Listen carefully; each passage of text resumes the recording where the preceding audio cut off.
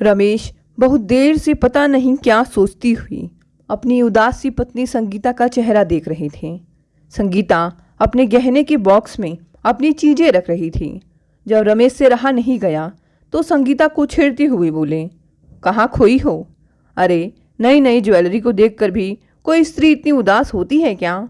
आज तो तुम्हारा चेहरा खुशी से चमकना चाहिए। इकलौते बेटे की सगाई की है तुमने, इतनी उदास क्यों हो? संगीता कुछ बोली नहीं, चुपचाप सोने के लिए कपड़े बदलने चली गई। बेटा वरुण दोस्तों के साथ था, उसे आने में देर थी। संगीता सोने आई। रमेश ने फिर पूछा, क्या हुआ, थक गई क्या? नहीं, ठीक हूँ। सुनो, बहुत अच्छा प्रोग्राम रहा ना आज, मन बहुत खुश है मेरा। कितनी अच्छी जोड़ी है वरुण और माया की। संगीता ने बस हूँ कहा और आंखों पर हाथ रख लिया। चलो अब सो जाओ, तुम शायद थक गई हो, कहकर रमेश ने लाइट बंद कर दी और सोने लेट गए। संगीता ने ठंडी सांस भरकर अंधेरे में आंखों से हाथ हटाया और पिछले दिनों के घटनाक्रम पर गौर करने लगी। बेटे की ही पसंद माया से उसकी सगाई आज एक शानदार हॉल में हुई थी। विवाह 4 महीने बाद अप्रैल में था। वरुण के साथ ही पहले इंजीनियरिंग फिर MBA किया था। माया ने सफल धनी बिजनेसमैन मुकेश की इकलौती बेटी माया को संगीता ने देखते ही बहू के रूप में स्वीकार कर लिया था। गौर वर्ण, नाजुक सी, सुशिक्षित, सुंदर स्मार्ट माया को वरुण ने माता पिता से एक कॉफ़ी शॉप में मिलवाया था। संगीता की नज़र में इस सवालों की जाति उम्र का कोई महत्व नहीं था। संगीता का परिवार ब्राह्मण था, जो था सब ठीक था। जब माया के पेरेंट्स पहली बार इस रिश्ते के बारे में बात करने आए थे, संगीता तो उनके सभ्य व्यवहार और शालीनता पर मुग्ध हो गई थी। इतने बड़े बिजनेसमैन इतने विनम्र हाथ जोड़कर ही बातें कर रहे थे। संगीता को तो संकोच हो आया था। उसी समय बात पक्की हो गई थी और आज का दिन सगाई का तय हो गया था। उसी दिन बात पक्की होते ही मुकेश ने रमेश, संगीता और वरुण के हाथ में एक एक भारी लिफाफा पकड़ाया तो रमेश और संगीता तो मना करते ही रह गए थे। लेकिन माया की मम्मी नीता ने हाथ जोड़कर कहा था, मना मत कीजिए भाई साहब, हमारी एक ही बेटी है, सब उसी का तो है और यह तो बस आज खुशी में एक छोटा सा तोहफा है, हमारे भी तो अरमान हैं। वे बहुत मना करने पर भी नहीं माने थे और कहा था, अगले इतवार आप हमारा घर भी देख लीजिए, लंच साथ ही करेंगे। उनके जाने के बाद जब लिफाफे खोले गए तो संगीता तो हैरान बैठी रह गई। आज तो बात ही पक्की हुई है, पर इतना कैश? वरुण ने कहा था, अरे माँ, बहुत ज़्यादा पैसा है उनके पास और माया उनकी इकलौती बेटी है, आपने मांगा थोड़े ही है। जब वे अपनी मर्जी से आपको ज़बरदस्ती देकर गए हैं तो आप क्या कर सकती हैं? संगीता ने कहा, नहीं, यह तो कुछ ज़्यादा ही है। अभी सगाई शादी सब मौके हैं और हमें उनसे कुछ नहीं चाहिए, सब कुछ है हमारे पास। माँ, आप नहीं जानती, वे लोग बहुत रिच हैं, उनका घर चलकर देखना, अंदाज़ा हो जाएगा। रमेश हंसे, वाह बेटा, लगता है तुमने कई चक्कर लगा रखे हैं घर के। वरुण भी हंस पड़ा, हाँ पापा, हम सब दोस्त एक दूसरे के यहाँ आते जाते रहते हैं। अगले इतवार रमेश, संगीता और वरुण मुकेश विला पहुँच गए। बहुत बड़ा और खूबसूरत घर था। घर में हर काम के लिए नौकर थे, माली, कुक, मेड, ड्राइवर सब लाइन से खड़े थे। मुंबई में इस तरह का घर होना आम बात नहीं थी। संगीता के परिवार की माली हालत भी बहुत अच्छी थी। रमेश एक मल्टीनेशनल कंपनी में उच्च पद पर थे, वरुण इंजीनियर था। लेकिन संगीता ने महसूस किया कि माया के परिवार का माली स्तर उनसे बहुत ऊंचा है। बस यही होने वाली बहू की अमीरी का डर है उसके दिल में ऐसा बैठा, जिसके बाद वह अब तक किसी क्षण का आनंद नहीं ले पाई थी।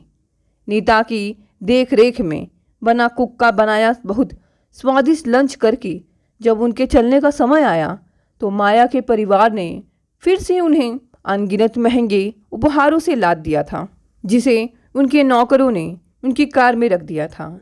मुकेश ने हाथ जोड़कर कहा था, रिश्ता पक्का होने के बाद आज आप पहली बार हमारे यहाँ आए हैं, खाली हाथ कैसे जाने देंगे आपको। रमेश और संगीता का मना करना कोई काम नहीं आया था। अब माया होने वाली सास से मिलने आती रहती थी। हंसमुख मिलनसार माया, ऐसी ही बहू की इच्छा थी संगीता को। लेकिन इतनी अमीरी में पली लड़की शादी के बाद एडजस्ट कर पाएगी या नहीं, यही चिंता संगीता को हर पल घेरे रहती। सगाई की तैयारियां करनी थी। फंक्शन बहुत बड़ा था और यह फंक्शन लड़के वालों की तरफ से होना था। संगीता तैयारियों में व्यस्त हो गई थी। सगाई में पहनने वाली माया की ड्रेस संगीता को ही देनी थी। उसके होश उड़ गए थे। मन ही मन सकुचाते हुए उसने एक दिन माया को फ़ोन किया, बेटा आओ मेरे साथ चलकर अपनी सगाई की ड्रेस खरीद लो। माया ने कहा था, मम्मा मैं जयपुर जा रही हूँ, वहीं मामी जी के साथ जाकर डिज़ाइनर ड्रेस खरीद लूँगी। संगीता ने अपना सिर पकड़ लिया था। मन में सोचा, अपनी मामी जी के साथ जाएगी, वह मामी जो जयपुर में रहती है, करोड़पति है। ओ उसका तो बजट सगाई में ही बिगाड़ देती ये लोग। लेकिन वह इतना ही कह पाई थी, ठीक है बेटा ले लेना। 3 दिन बाद माया ने जयपुर से फ़ोन किया था, मम्मा मैं बुटीक के बाहर खड़ी हूँ, मैं आपका बजट पूछना तो भूल ही गई थी। संगीता को कुछ अजीब सा लगा। बोली, जो पसंद हो ले लो, बजट की क्या बात है। अंधेरे में करवटें बदलती हुई संगीता को आज याद आ रहा था कि कैसे वह परेशान घूमती रहती थी उस दिन जब तक माया का फ़ोन नहीं आया था। मम्मा ड्रेस 2.5 लाख की है, आप कहें तो ले लूँ। यह सुनकर संगीता को पसीने आ गए थे। 2.5 लाख की ड्रेस? मम्मा व्हाट्सएप खोल लो और देख लो। लेकिन मना भी कैसे करती। इस समय होने वाली बहू अपने अमीर रिश्तेदारों के साथ बुटीक में खड़ी है, कैसे नीचा देखें। अपने स्वर को सामान्य करती हुई बोली थी, मैं देख कर क्या करूँगी, जो पसंद हो ले लो। थैंक यू मम्मा कहते हुए माया ने फ़ोन रखा था। संगीता का मूड खराब हो गया था। शाम को जब रमेश आए थे तो उसका चेहरा ही सब बता रहा था। पता चलने पर उन्होंने संगीता को ही समझाया था, दिल छोटा ना करो, शादी का मौका है, बजट तो बनते बिगड़ते हैं। क्या हम अपनी बहू को उसकी पसंद की ड्रेस नहीं दिलवा सकते? हमें भी तो कमी नहीं है किसी चीज़ की। लेकिन यह फिजूल खर्ची नहीं है, और भी तो खर्चे हैं। तो क्या कर सकते हैं, तुम चिंता मत करो, सब खुशी खुशी हो जाने दो। और आज सगाई के दिन जब माया उस ड्रेस में तैयार होकर आई तो सब देखते रह गए थे। मॉडर्न डिज़ाइनर लहंगा चुन्नी में वह किसी राजकुमारी जैसी लग रही थी। सब रस्में हुई थी। माया के माता पिता ने इतने उपहार दिए थे कि संगीता समेटते समेटते ही थक गई थी। संगीता को एक नेकलेस दिया था, उसे अजीब लग रहा था। वह तो इतने दिन से कोई खुशी महसूस नहीं कर पा रही थी। बहू की अमीरी का डर उसके दिल में बुरी तरह बैठ गया था। जो लड़की अपने घर के किचन में पैर नहीं रखती, जिसके एक बार कहने पर माता पिता ने यह रिश्ता कर लाखों रुपए आज सगाई में खर्च कर दिए, इतने लाड़ प्यार में पली लड़की कैसे 4 कमरे के इस फ्लैट में उसके साथ एडजस्ट करेगी। वह तो किचन के सारे काम अपने आप करती है, एक फुल टाइम मेड है। पर अगर मेड नहीं आती तो झाड़ू पोछा खाना भी खुद कर लेती है। अब अमीर बहू आएगी तो क्या होगा, वो बैठी रहेगी और वह सारे काम करती रहेगी। यह भी तो सहन नहीं होगा।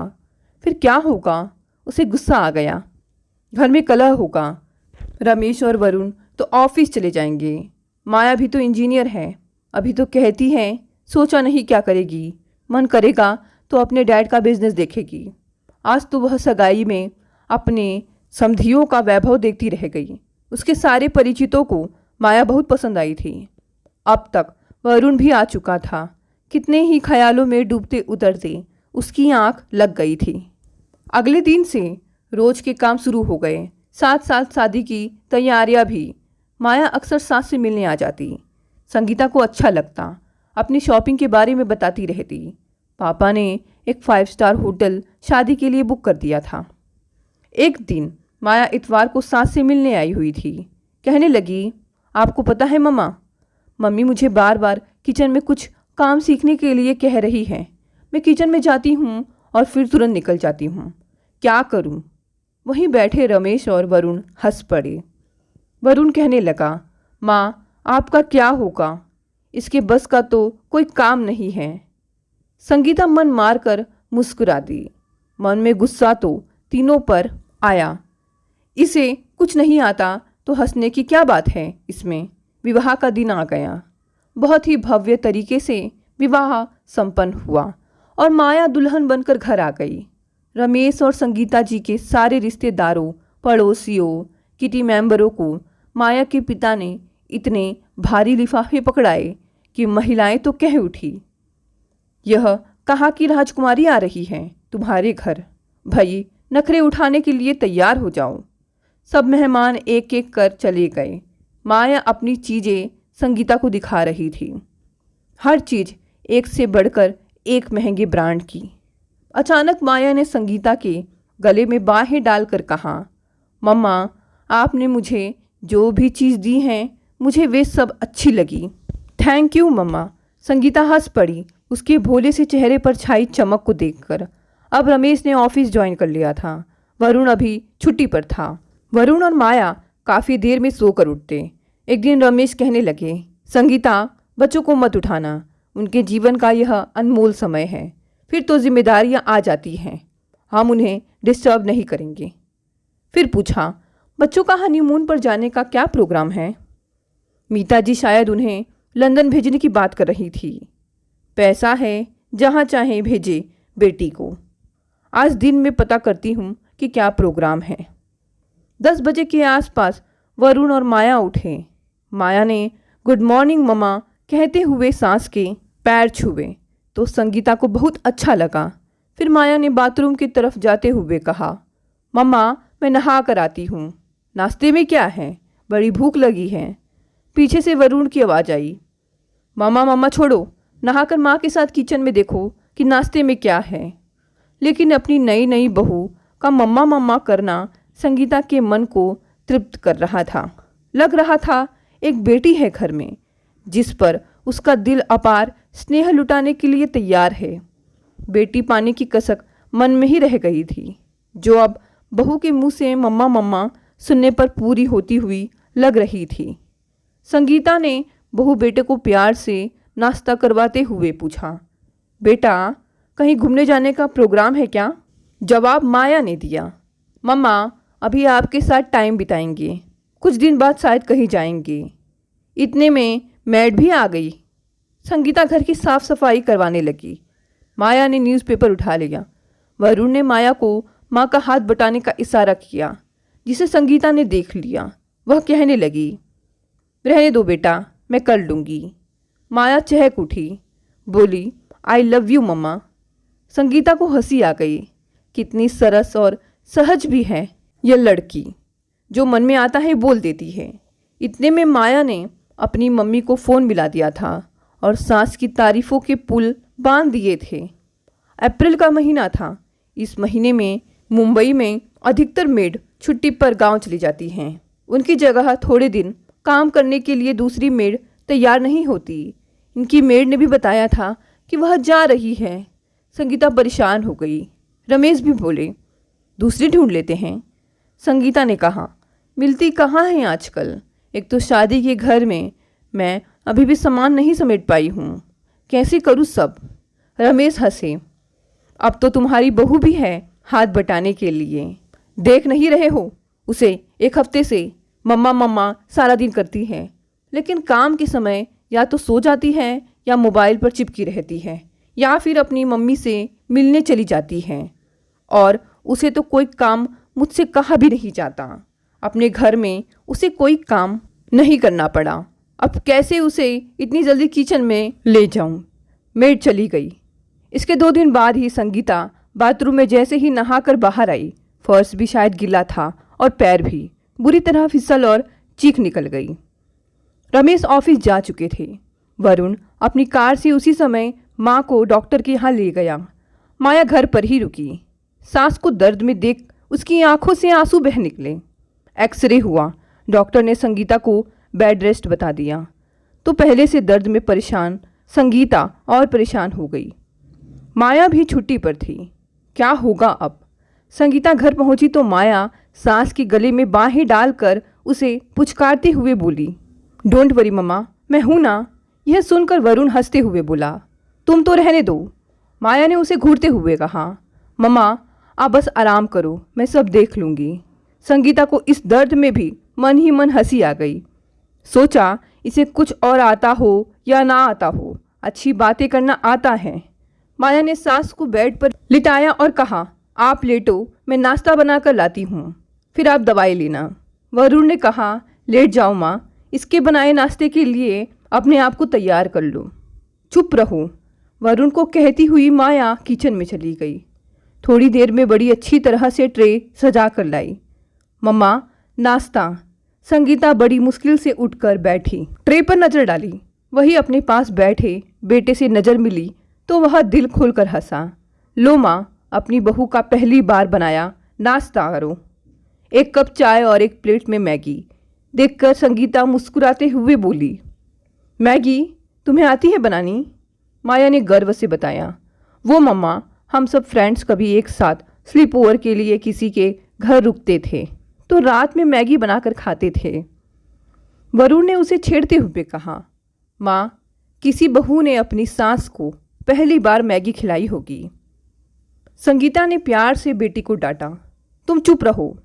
और माया, यह तुम्हारे लिए आज पहली बार कुछ बनाने का शगुन, कहकर अपने पर्स से 2000 के 2 नोट निकालकर माया के हाथ पर रखे।